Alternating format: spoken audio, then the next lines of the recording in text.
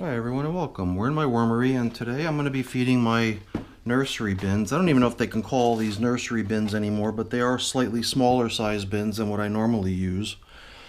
It's mainly because these worms were just recently hatched a few months ago. I think the day count on when they were born might be in the 90s, maybe 3 months or so. And I recently graduated these worms up into these slightly larger containers. One of them was in a small green bucket. The other batch, the African nightcrawlers, were living in a time-lapse container. So not too long ago I moved them into these slightly larger containers, give them a little bit more space. And I did notice a couple days ago that at least one of the bins was starting to produce a little bit of a puddle, so I created a catch tray beneath it. And you could see some liquid continuing to pour out of it. It might be because of the food that was given to them. Watermelon, I believe, is what they were given last time. So I just wanted to get these up onto the bench and give them a quick feeding. I don't have a lot of time today because I do need to run out to the airport. My sister's arriving at JFK, and that's a good hour-and-a-half drive for me from Central Jersey. So I'm going to just try to get these up onto the bench here, give them a little bit of a feeding, and at least this way, hopefully they'll be in good shape. It's been a week since they were last fed, so all right, let's get to work on these.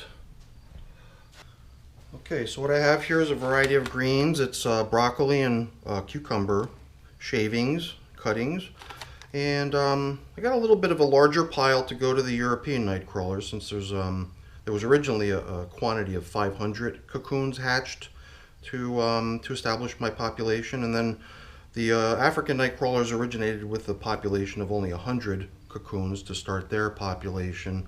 So I'm going to give them a little bit less with the assumption that they don't need quite as much food. So I think we'll begin with the African nightcrawlers. So let's bring the camera over and point it down to try to capture the action. I'm not going to worry about putting gloves on today. I'll just wash my hands in the end. I don't expect there to be a whole lot of compost or a lot of sticky, gooey materials here quite yet, so I think it should be a pretty quick feeding. It's not a very large bin. I usually do like to explore a little bit down into the material just to see how things are progressing. And for that purpose, I usually wear the gloves so I can probe around. But you know what I'll do? I'm just going to use this stick right here to see if I can get a better sense of what's happening in here. Right off the bat, I could see some worms hanging out right here on the wall of the container. And let's just keep probing around here, see what else we see. I mean, every little chunk of material that I've moved around so far did seem to have worms in it. There's another one hanging out on the wall. And the material itself is kind of coming along. I don't really see any signs of anything that I can recognize as what might have been their last feeding. I think it may have been watermelon that they were given last time, but I can't say for sure. So, but that would make sense, because if it was watermelon that they'd been given, then that would probably have been gobbled up 1, 2, 3, and there wouldn't be much left of it anyway. So I like what I'm seeing here. Moisture level's a bit high, and this one was producing some drippings, but not as much as this one, so I'll be curious to see how the moisture level looks in there. So let's go ahead and plop in this food for them. I'm not going to go crazy with today's feeding. A lot of times I spend an inordinate amount of time probing and looking and pondering different stuff, but today I just wanted to get a quick feeding in on these guys. They've been chewing away on their last feeding for 7 days, so it seemed like they were due for some additional food. And I am glad to see that the bin with what I believe to be the smaller population of nightcrawlers, these African nightcrawlers, have seemingly consumed what was given to them the last go around. So that's pretty good. Let's go ahead and get these guys covered up again with the leafy matter that they had for cover. I mean, even the dry leafy matter on top has a pretty good moisture content.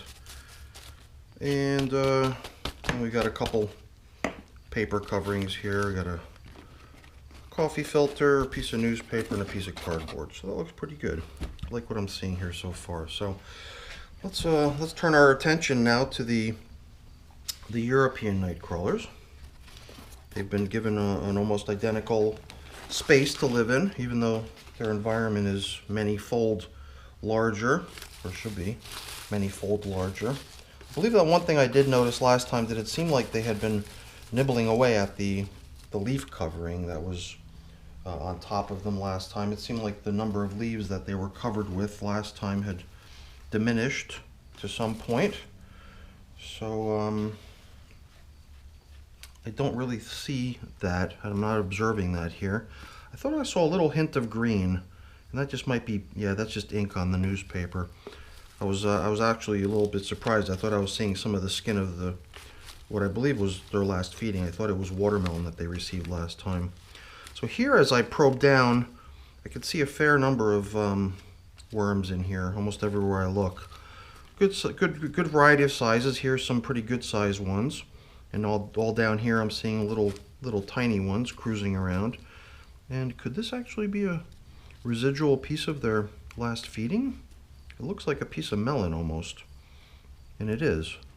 That's quite surprising, I'll be honest with you, because like I said, this population should be many-fold larger than the population in the other container.